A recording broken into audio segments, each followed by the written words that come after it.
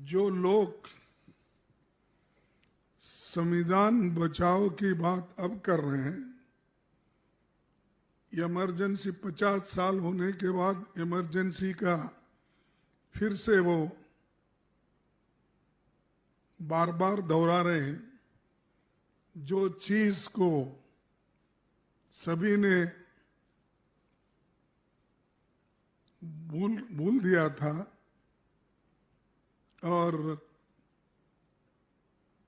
ये जो चीज समाप्त हो गई थी, इसको उछालने के लिए वो फिर कोशिश कर रहे हैं।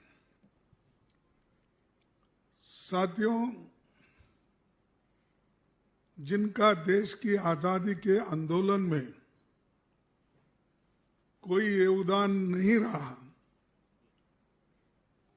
और जिनका संविधान निर्माण में कोई योगदान नहीं रहा, उनके कोई लोग इस संविधान को बनाने में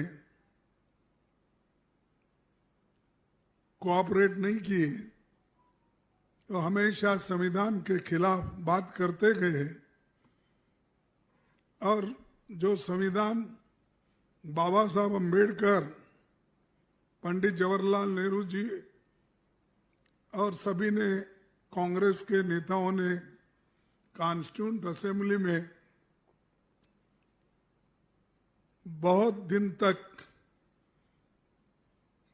बहस करके एक संविधान तैयार किया था, उस संविधान को भी उन्होंने रामलीला मैदान में जलाया। और उन्होंने जहां तक कि नहीं, बाबा साहब अम्बेडकर का पुतला, नेहरू जी का और गांधी जी का फोटो उन्होंने जलाई। और वो ये चाहते थे कि जो संविधान बाबा साहब अम्बेडकर इन्होंने बनाया है, उसमें हमारा पारंपरिक जो संस्कृति है, उसके अंश इसमें कुछ भी नहीं है। चाहे वो अपने मनुस्मृति के तत्व हो या वो जो खास करके बीजेपी विश्वास रखती है, उन तत्वों का उसमें उल्लेख नहीं है। इसीलिए इस संविधान को हम नहीं मानेंगे।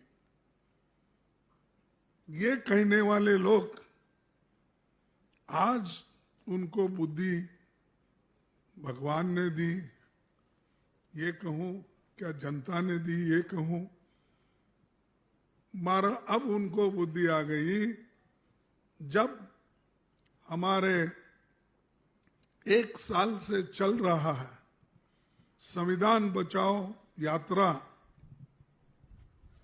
उससे बीजेपी घबरा गई। घबराने के बाद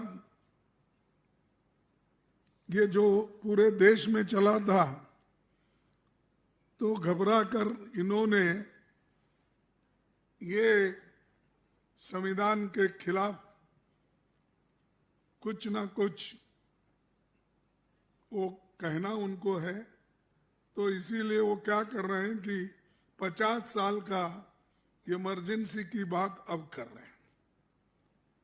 मैं कौन क्या कहा ये नहीं बोलना चाहता हूं, मैं सिर्फ इतना ही बोलना चाहता हूं, जो लोग अपने गवर्नेंस में नाकामयाब रहे,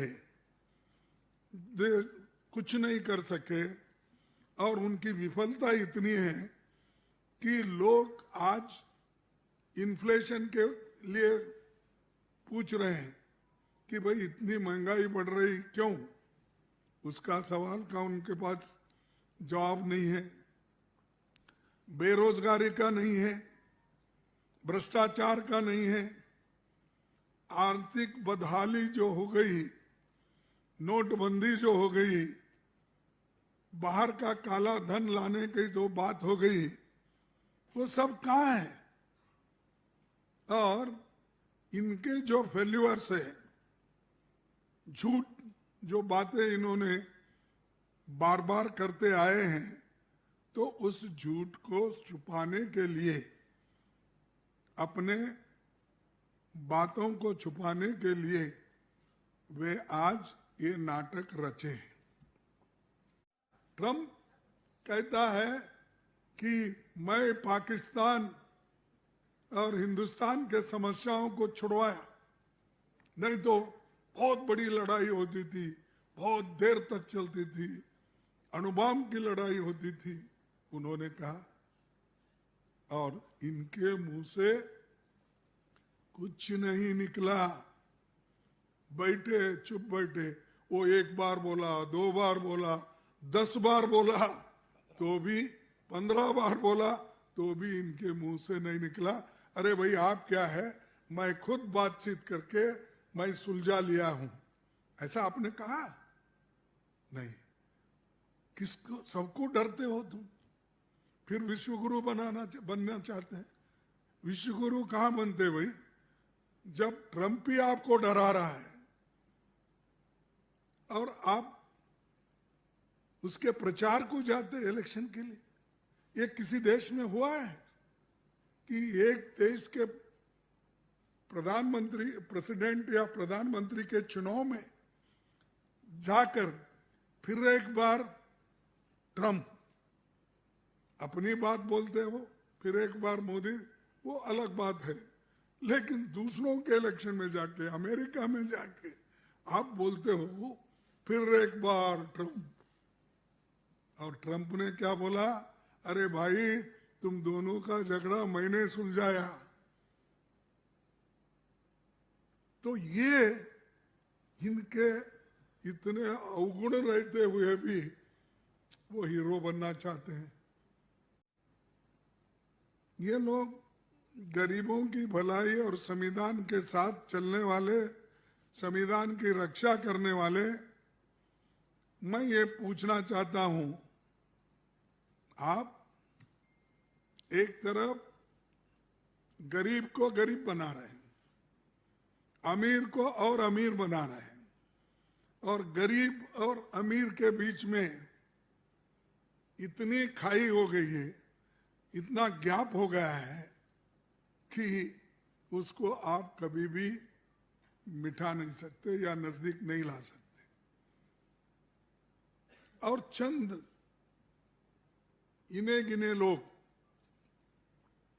2-4 लोगों को ही आप अच्छे इंडस्ट्रियलिस्ट मानते हैं, उनको फेवर करते हैं। अरे हिंदुस्तान में तो इतने इंडस्ट्रियलिस्ट है, स्मॉल स्केल इंडस्ट्रीज है, बिग इंडस्ट्रीज है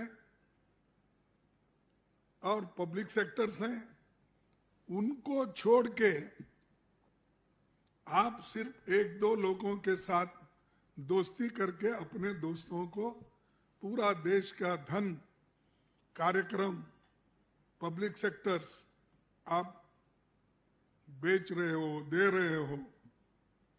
ये कौन सी बात होगी? अरे इमरजेंसी तो अब आपने लाई है, ये अनडिक्लेयर्ड इमरजेंसी है।